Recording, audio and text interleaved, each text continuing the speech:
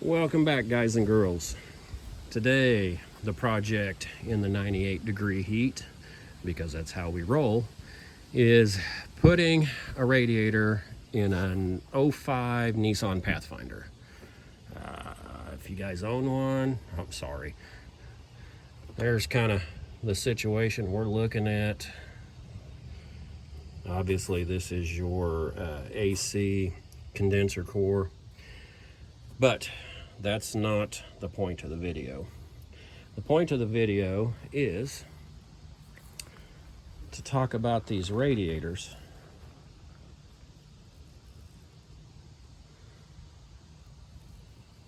Is that one wider than that one? Sure as hell looks like it, don't it? Let's see what we see.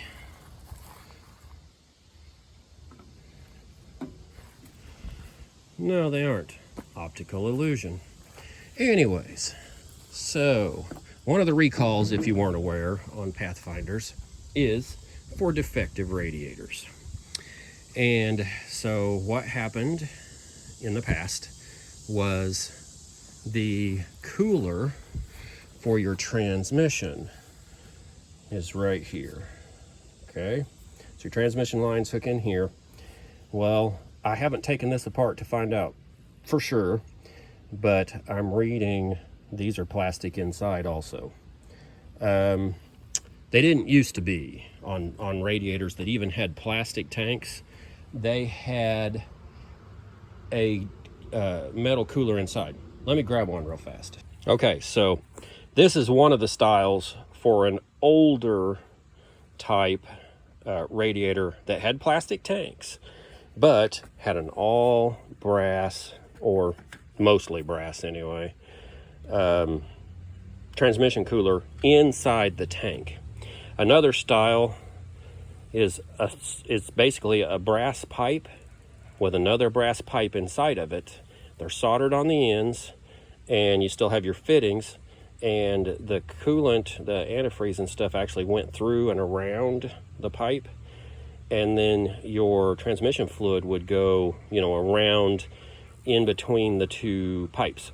But anyway, what I'm reading is that's not the case with these radiators, that this is completely plastic inside of here, and they split internally. So the recall is because you get antifreeze mixed in with your transmission fluid and it ruins your transmission.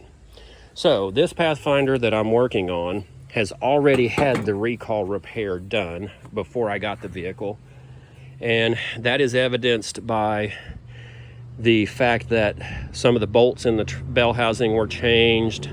Also, I read that the solution was to put another identical radiator in at the dealership, but to not hook up the transmission cooler to the radiator, to install one of these aftermarket transmission coolers, which has been done.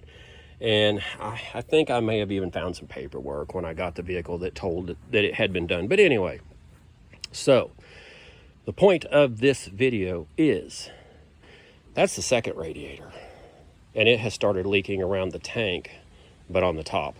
So this is a replacement radiator, $86 online.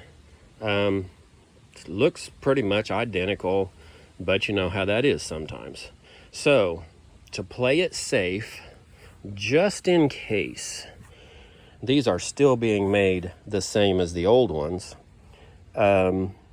if this was to crack internally, you could get antifreeze leaking out of these, and it's down below your shield or your shroud and everything. It'd be hard to see. If it wasn't a very bad leak, it would just be a constant having to refill your coolant. So just in case these are made like the originals, I'm gonna try to hedge that, head it off. So these are the transmission cooler line connectors that they sent with it. They're aluminum. Okay, can't really use those for my purpose. Here are the originals that came off the other radiator, and they are brass. So as you can see, I've flattened them, and I soldered them shut. Just took a soldering gun and some acid core solder and soldered them shut. So now I will screw these into place. If this does split internally, like the previous ones were prone to do, this will keep my antifreeze from leaking out. So that is the tip. If you're working on one of these, once again, I'm sorry. Secondly, if you have to fix it, this might be one of the things you want to look at doing. Thanks for watching, guys.